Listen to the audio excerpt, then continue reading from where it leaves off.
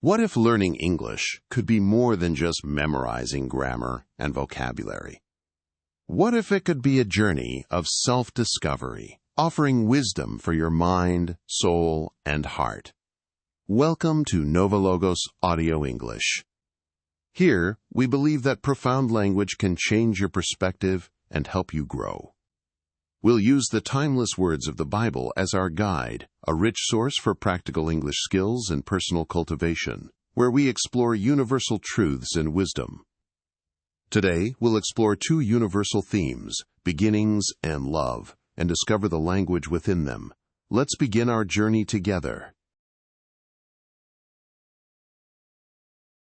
Our first lesson starts with one of the most widely known and foundational openings in literary history, the beginning of Genesis.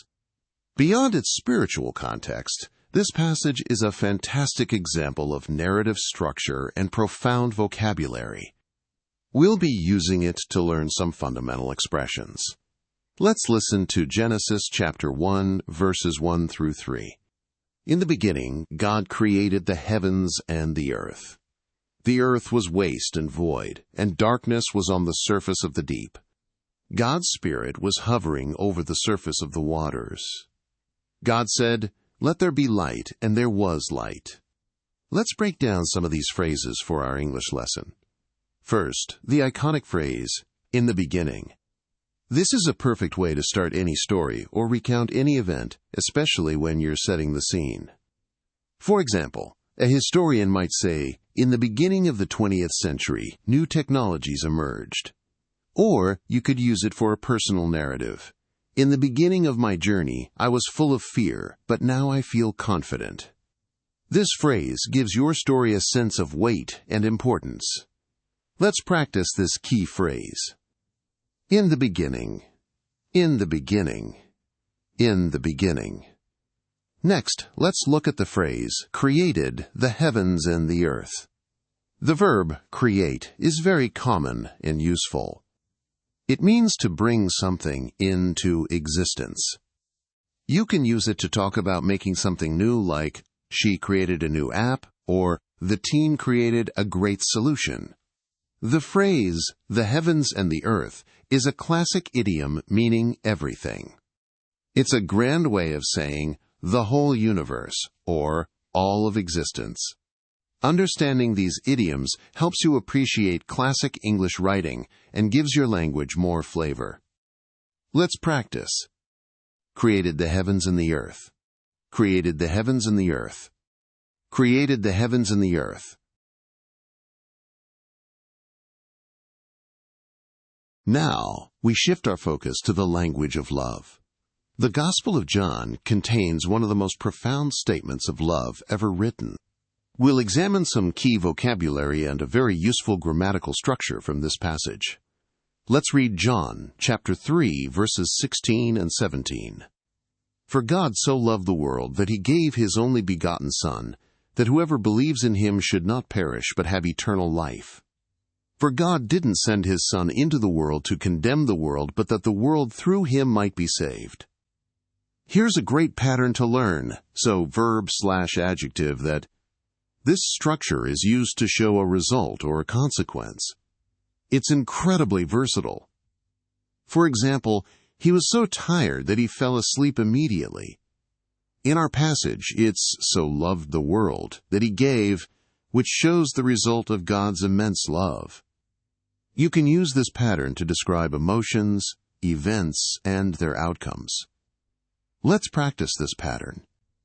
For God so loved the world that he gave his only begotten Son. For God so loved the world that he gave his only begotten Son. For God so loved the world that he gave his only begotten Son.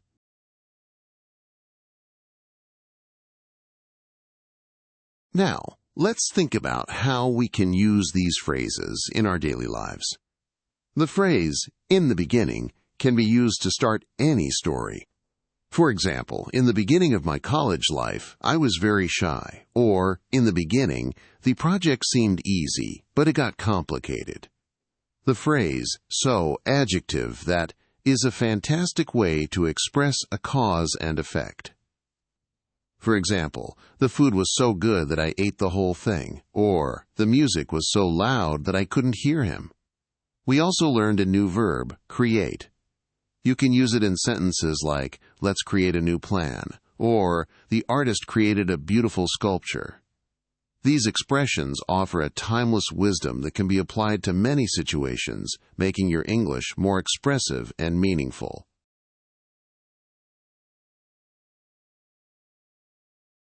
Today, we've explored some fundamental English expressions from the Bible. As a final review, let's repeat all of today's key phrases one last time. Try to repeat them out loud after me. In the beginning, God created the heavens and the earth. In the beginning of my college life, I was very shy. In the beginning, the project seemed easy, but it got complicated. The food was so good that I ate the whole thing. The music was so loud that I couldn't hear him. Let's create a new plan. For God so loved the world that he gave his only begotten Son.